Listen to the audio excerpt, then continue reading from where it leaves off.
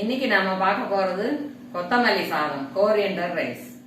Coriander rice செய்ய தேவையான பொருட்கள்: கோரியண்டர் கொத்தமல்லி ஒரு கட்டு இந்த மாதிரி ஆஞ்சு கழுவி வச்சிருக்கேன்.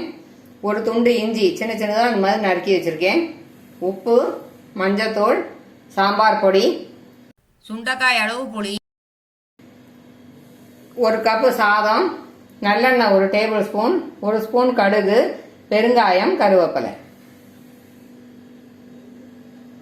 ஃபஸ்ட்டு ஸ்டெப்பு, இந்த கொத்தமல்லியை மிக்சி ஜாரில் போட்டு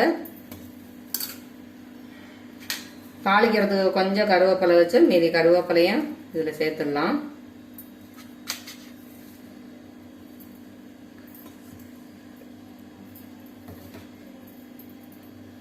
இதை அதிகம் தண்ணி விடாமல் நைஸாக அரைக்கணும். நல்ல மைய அரைச்சிருக்கேன். 1/4 டம்ளர் தண்ணி தான் ஊற்றிருக்கேன். அடுப்பில் வாணாயம் வச்சு அடுப்பை பற்ற வச்சுக்கலாம். கொஞ்சமாக ஒரு 1/2 ஸ்பூன் எண்ணெயை வச்சு மீதி ஊற்றிடலாம். கடுகை போட்டுடலாம். கடுகு வடிக்கட்டும். கடுகு வடித்து எடுத்து சின்னதாக வச்சு அடுப்பை இஞ்சியை கருவேப்பிலையும் போட்டுடலாம்.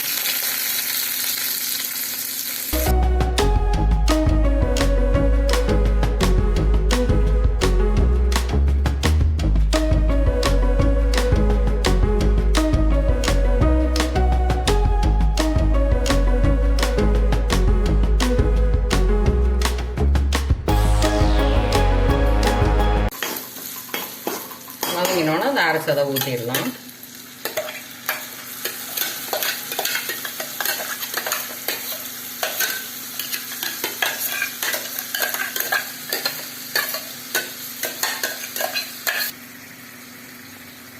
டிஷ்ஷுக்கு தேவையான உப்பு சேர்த்துடலாம். அதிகம் தேவையான அதிகம் போட்டுக்கோங்க. மஞ்சத்தூள், சாம்பார் பொடி காரத்துக்கு தகுந்த மாதிரி போட்டுக்கணும்.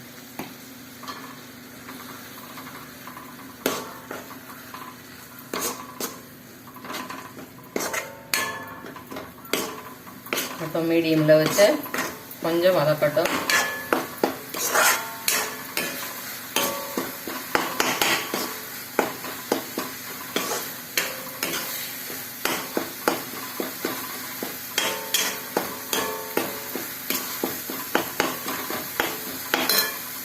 கொஞ்சம் வதங்கினோன்னா இந்த டாமரின் ஜூஸு ஊற்றிடணும். புளித்தண்ணி ஹையில் வச்சு நல்லா கொதிக்க விடணும்.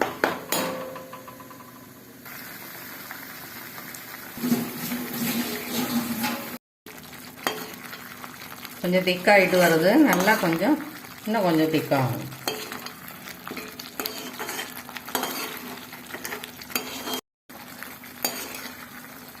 நல்லா திக்காகிடுச்சு.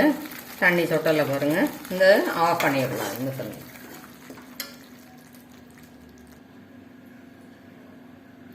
இதில் பெருங்காயம் தாளிச்சிடலாம். மீதி இருக்கிற இந்த 1/4 ஸ்பூன் எண்ணெய் ஊற்றிடலாம்.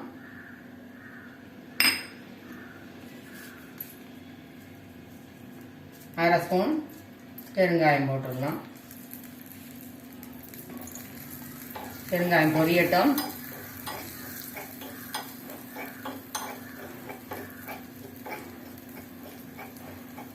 அடுப்பை ஆஃப் பண்ணிடலாம்.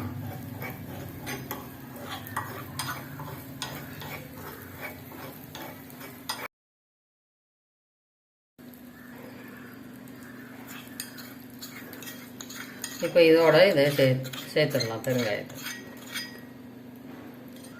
இப்போ இந்த சாதத்தை இதில் கொட்டிடலாம்.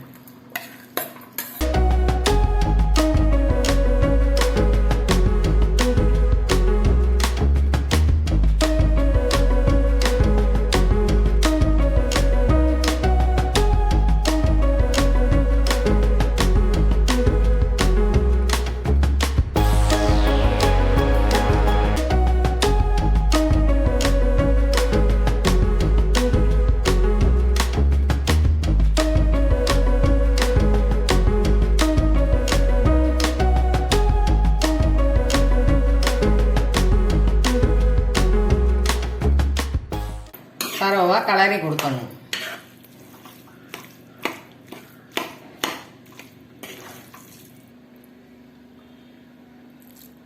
கொத்தமல்லி சாதம் ரெடி ஆயிடுச்சு.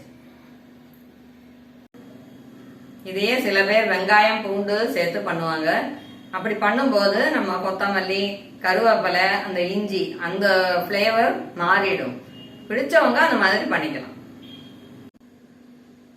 இதை ஒரு 1/2 hour இப்படியே ஊற வச்சோம்னாக்கா நல்லா அந்த கொத்தமல்லி கருவேப்பிலை இந்த இஞ்சி எல்லாம் அப்சர்வ் ஆகி அந்த சாதத்துல அப்சர்வ் ஆகி சூப்பர் டேஸ்டா இருக்கும். உதிர்